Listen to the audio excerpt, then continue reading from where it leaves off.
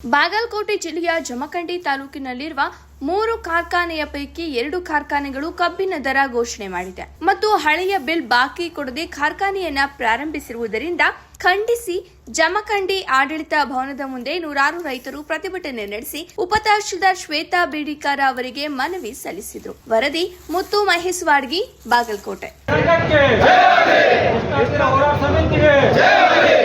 ಇನ್ನು ಹಳೆ ಬಾಕಿ ಬಗ್ಗೆ ನೀವೆಲ್ಲ ಏನು ಕೇಳ್ತಿದ್ದೀರಿ, 114 ರೂಪಾಯಿದು ಇರಾನಿ ಶುಗರ್ಸ್ನವರು 100% ಈ ಬಿಲ್ಗಳ ಜೊತೆಗೆ 20 ಕೋಟಿ ರೂಪಾಯಿ ಇದೆ ಅಂತ ಅದನ್ನು ಸಹ ನಾವು ಕ್ಲಿಯರ್ ಮಾಡ್ತಾ ಹೋಗ್ತೀವಿ. ಆದಷ್ಟು ಬೇಗ ಇನ್ನು 2-3 ದಿನಗಳಲ್ಲಿ ನಮಗೆ ಎಕ್ಸಾಕ್ಟ್ಲಿ ಫಿಗರ್ ಗೊತ್ತಾಗ್ತದೆ, ಯಾವ್ಯಾವ ರೈತರು ಯಾವ್ಯಾವ ಬಿಲ್ಗಳು ಪೆಂಡಿಂಗ್ ಆ ಬಿಲ್ಗಳ ಜೊತೆಗೆ ನಾವು ಕ್ಲಿಯರ್ ಮಾಡ್ತೀವಿ ಅಂತ ಹೇಳಿರ್ತಾರೆ.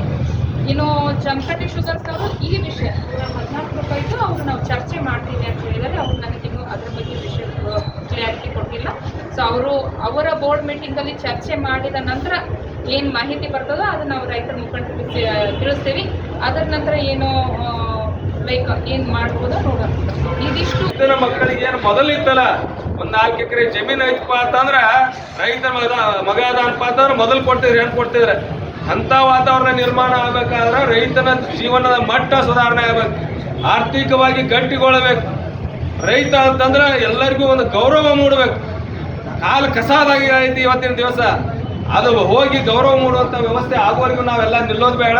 ನಾವೆಲ್ಲ ಕಂಕಣಬದ್ಧರಾಗಿ ನಿಂತು ಇದು ರೈತರನ್ನ ಗಟ್ಟಿಗೊಳಿಸೋ ಕೆಲಸ ಅಂದ್ರೆ ಇದು ದೇಶ ಗಟ್ಟಿಗೊಳಿಸುವಂಥ ಕೆಲಸ ಐತಿ. ಆ ದೇಶ ಗಟ್ಟಿಗೊಳಿಸೋ ಕೆಲಸಕ್ಕೆ ನಾವೆಲ್ಲರೂ ಕಂಕಣಬದ್ಧರಾಗಿ ನಿಲ್ಲಬೇಕು. ತಾಲೂಕು ಆಡಳಿತ ನಮ್ಮ ಜೊತೆ ನಿಂತೈತಿ. ನಾವು ರೈತರಿಗೆ ಅನ್ಯಾಯ ಮಾಡಬಾರ್ದು ಅಂತೇಳಿ ಅವ್ರಿಗೆ ಕಳ್ಕಳಿ ಮಾಡೈತಿ. ಹೀಗಾಗಿ ನಾವು ಮುಂದಿನ ನಿರ್ಮಾಣದೊಳಗೆ ಏನು ಹೋರಾಟ ಮಾಡ್ಬೇಕಿತ್ತ ಆ ಹೋರಾಟಗಳನ್ನ ಯಾವುದೇ ಕಾರಣಕ್ಕೂ ಕೈ ಬಿಡಂಗಿಲ್ಲ. ನಾವು ನ್ಯಾಯ, ನಮ್ಮ ರೈತರಿಗೆ ನ್ಯಾಯ. ಯಾಕಂದ್ರೆ ನಾವು ಬರೀ ಫ್ಯಾಕ್ಟ್ರಿ ಮಾಲಕರು ಇರೋದಿಲ್ಲ, ಯಾಕಂದ್ರೆ ನಾವು ಕಟ್ಟಿದ ಫ್ಯಾಕ್ಟ್ರಿಗಳದಾವ. ಆದ್ರೆ ನಮಗೇನು ಹೋಗಿತ್ತಂದ್ರೆ ಅವರು ವ್ಯಾಪಾರಿಗಾರ ಆಗಿಬಿಟ್ರ, ನಾವು ನಮ್ಮವ್ರು ಅನ್ಕೊಂತೀವ. ಸೊ ಇಲ್ಲಿ ನಮ್ಗೆ ಮೋಸ ಆಗ್ತದೆ, ನಮ್ಗೆ ಗೊತ್ತಾಗಿ ನಾವೇ ಮಾಡಿದಪ್ಪ ಇಲ್ಲಿ ಬಂದಿರ್ಬೇಕು. ಆ ಕಾರಣಕ್ಕೆ ನಾವು ಇಲ್ಲಿ ಬರ್ಬೇಕಾಗಿತ್ತೆ. ನಮ್ಗೆ 100% ನ್ಯಾಯ ಸಿಗ್ತೈತಿ. 3,300 ಈ ವರ್ಷದ ದರ ನಾವು ತೊಗೊಂಡು 3,300 ಈ ವರ್ಷದ ದರ ತೊಗೊಂಡು ಹಳಿ ಬಾಕಿ ಬಿಲ್ ಏನದಾವ ಈಗ ಆಲ್ರೆಡಿ ಮಾತಾಡೋದು ಹೇಳ್ತಾರೆ. ತಾಲೂಕು ಆಡಳಿತ ನಿಟ್ಟಿನೊಳಗೆ ಅವ್ರು ಚರ್ಚೆ ಮಾಡ್ತಿರ್ತಾರೆ.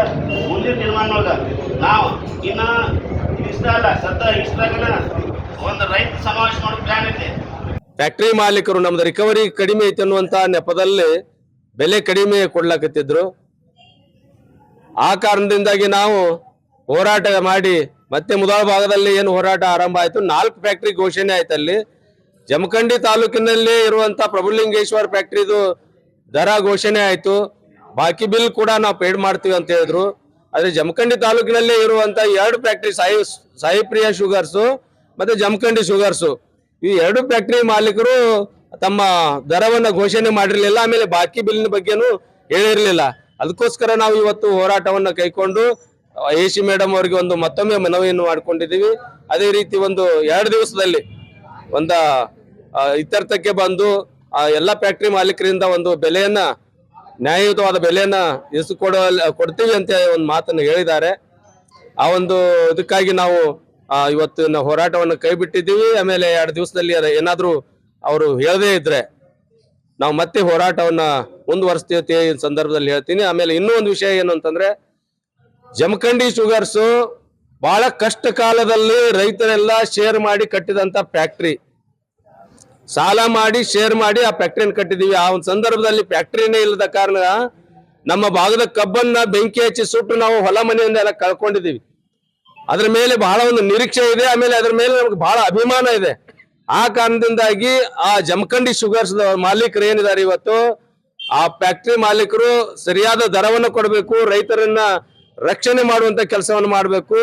ಏನ್ ತೋಡ್ನಿ ಬಿಲ್ಲು ಹಳೆ ಬಾಕಿ ಏನಿದೆ ಅದನ್ನೆಲ್ಲ ಕೊಟ್ಟು ನಾವು ರೈತರ ಜೊತೆಗೆ ಇದ್ದೀವಿ ಅನ್ನುವಂತ ಸಂದೇಶವನ್ನು ಅವರು ಕೊಡಬೇಕು. ರೈತ ಹೋರಾಟ ಇಲ್ಲಿ ನಮ್ಮ ಜಿಲ್ಲೆ ಇರ್ತಕ್ಕಂಥ ಎಲ್ಲ ಫ್ಯಾಕ್ಟರಿಗಳಿಗೆ ಒಂದೇ ಬೆಲೆ ನಿಗದಿ ಮಾಡ್ಬೇಕಂತೇಳಿ ನಾವು ತಾಲೂಕಿನಿಂದ ಹೋರಾಟ ಮಾಡಿದೀವಿ. ಇಲ್ಲಿ ನಮ್ಮ ಜಮಖಂಡಿ ತಾಲೂಕಿನಲ್ಲಿ 3 ಫ್ಯಾಕ್ಟರಿಗಳಿದಾವ. ಒಂದು ಪ್ರಭುಲಿಂಗೇಶ್ವರ, ಇನ್ನೊಂದು ಜಮಖಂಡಿ ಸುಗರ್ಸ, ಇನ್ನೊಂದು ಸಾಯಿಪ್ರಿಯ.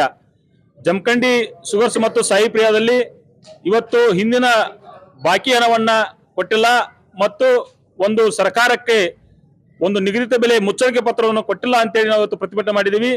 ಅದೇ ರೀತಿ ಪ್ರಭುಲಿಂಗೇಶ್ವರ ಫ್ಯಾಕ್ಟರು ಹಿಂದಿನ ಬಾಕಿ ಕೂಡ ಕೊಟ್ಟಾರ ಮತ್ತು ಅವರು 3300 ರೂಪಾಯಿ ರೈತರಿಗೆ ನಿಗದಿತ ಬೆಲೆಯನ್ನು ಕೊಡ್ತೀವಿ ಅಂತ ಒಪ್ಪಿಗೆ ಮುಚ್ಚಳಿಕೆ ಪತ್ರವನ್ನು ಕೂಡ ಕೊಟ್ಟಾರ.